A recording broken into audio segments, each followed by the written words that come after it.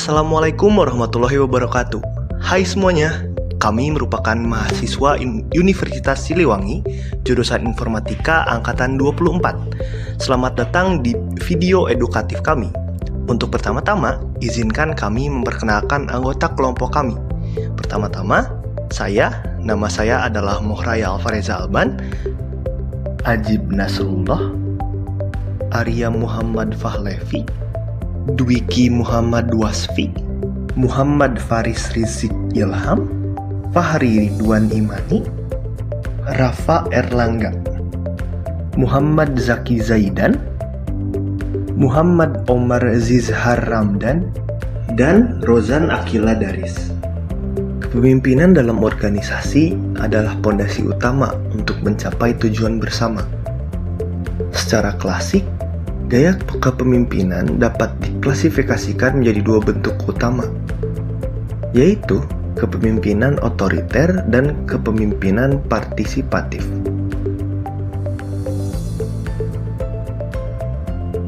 Dalam gaya otoriter, pemimpin mengambil keputusan sendiri tanpa banyak melibatkan anggota tim. Segala perintah dan kebijakan berjalan dari atas ke bawah dan bawahan diharapkan untuk patuh. Sebaliknya, dalam kepemimpinan positif, pemimpin mengajak anggota tim untuk berdiskusi, mendengarkan ide, serta berbagi keputusan demi hasil yang lebih kolaboratif dan memuaskan semua pihak. Selain gaya kepemimpinan, penting juga memahami sumber kekuasaan yang dimiliki seorang pemimpin. Menurut teori French dan Raven, terdapat 5 basis kekuasaan yang sering digunakan dalam kepemimpinan.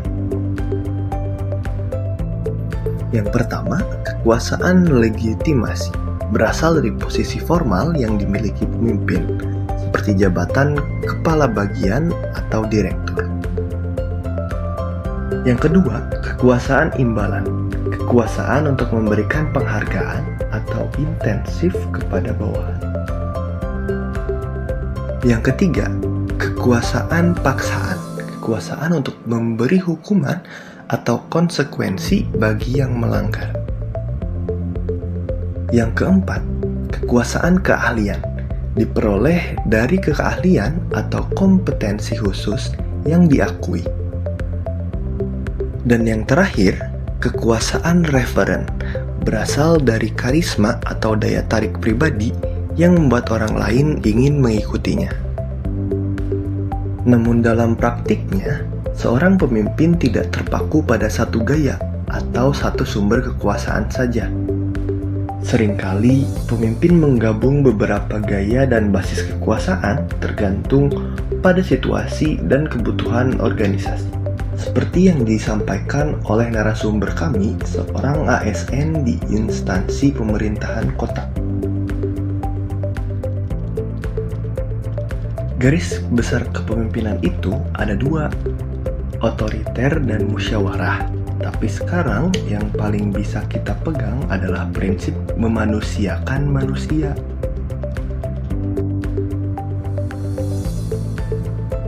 Prinsip memanusiakan manusia menunjukkan bahwa kepemimpinan modern menekankan pentingnya menghargai martabat, perasaan, dan partisipasi aktif dari semua anggota tim. Dengan kata lain, pemimpin bukan lagi sekedar pemberi perintah, tetapi juga pendengar, fasilitator, dan motivator. Namun, dalam perjalanan organisasi tidak selamanya berjalan mulus. Konflik adalah bagian alami dari dinamika kelompok.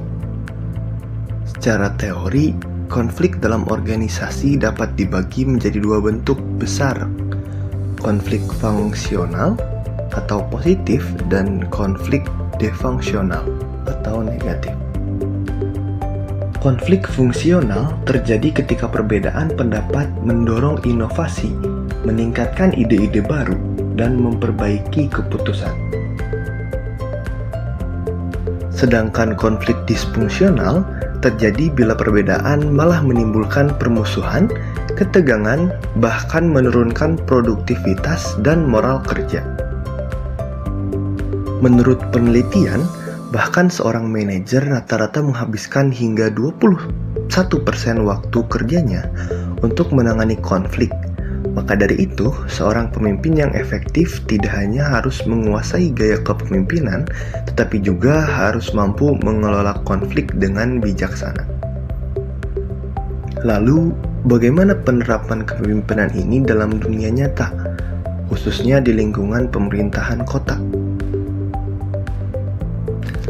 Mari kita lanjutkan pembahasannya dengan melihat hasil wawancara kami bersama seorang ASN yang telah berbagi pengalaman langsung di lapangan.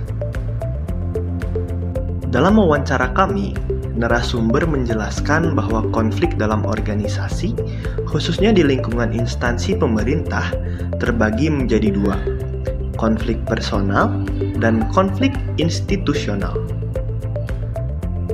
Konflik institusional seringkali muncul karena perbedaan penafsiran terhadap regulasi, seperti peraturan gubernur, PMK, atau peraturan wali kota, serta aturan ditafsirkan secara berbeda oleh setiap bagian.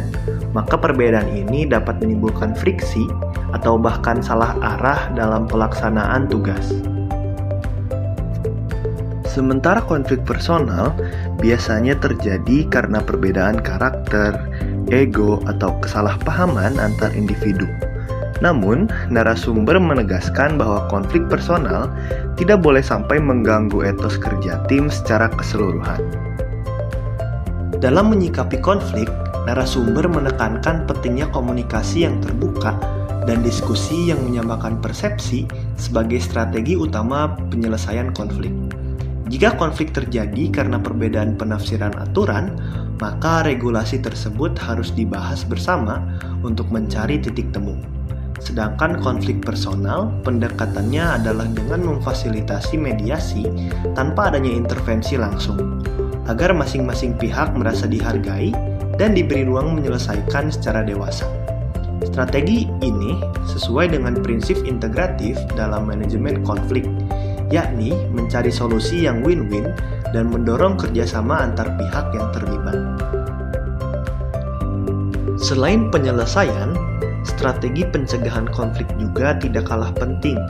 Narasumber menjelaskan bahwa membangun suasana kerja yang harmonis adalah langkah awal. Kegiatan seperti outbound, seminar, atau family gathering bukan sekedar rekreasi, tetapi menjadi sarana membangun chemistry, mencairkan kekakuan, dan meningkatkan kepercayaan antar karyawan. Langkah ini sejalan dengan teori dinamika kelompok, di mana kohesivitas tim yang tinggi dapat menurunkan potensi konflik dan meningkatkan solidaritas. Ketika ikatan emosional dalam tim kuat, maka komunikasi pun lebih lancar, dan potensi salah paham dapat ditekan sejak awal. Dari keseluruhan pengalaman narasumber, dapat disimpulkan bahwa kepemimpinan dalam organisasi publik seperti pemerintahan tidak cukup hanya mengandalkan otoritas formal. Pemimpin yang berhasil adalah mereka yang mampu mendengarkan, menghargai perbedaan, dan membangun ruang dialog.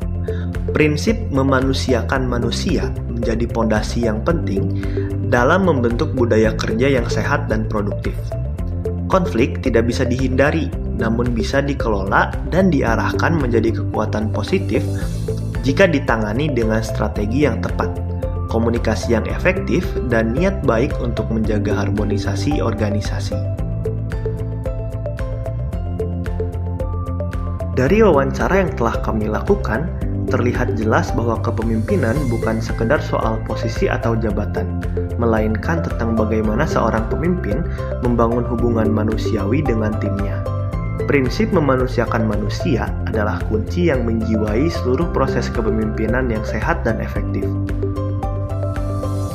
Pemimpin harus mampu menciptakan ruang yang aman untuk berkomunikasi, menyatukan visi, serta menjaga keharmonisan dalam dinamika kerja, termasuk di dalamnya bagaimana menghadapi dan mengelola konflik secara konstruktif. Kesimpulan utamanya yaitu, yang pertama, Konflik dalam organisasi adalah hal yang wajar dan tidak bisa dihindari. Namun demikian, penyelesaiannya bergantung pada pendekatan yang dilakukan. Yang kedua, pencegahan konflik tidak cukup hanya dengan aturan atau struktur formal, tetapi juga membutuhkan pendekatan emosional. Dan yang ketiga, komunikasi yang efektif adalah benang merah dari seluruh proses kepemimpinan dan manajemen konflik. Semoga melalui video ini, kita semua bisa memahami bahwa menjadi pemimpin bukan hanya soal memberi arahan, tetapi juga soal membangun kepercayaan dan menciptakan lingkungan kerja yang inklusif serta penuh empati. Terima kasih telah menyaksikan video ini sampai akhir. Semoga bermanfaat dan menginspirasi kalian dalam menghadapi dinamika organisasi, baik sebagai anggota tim maupun sebagai calon pemimpin di masa depan. Wassalamualaikum warahmatullahi wabarakatuh.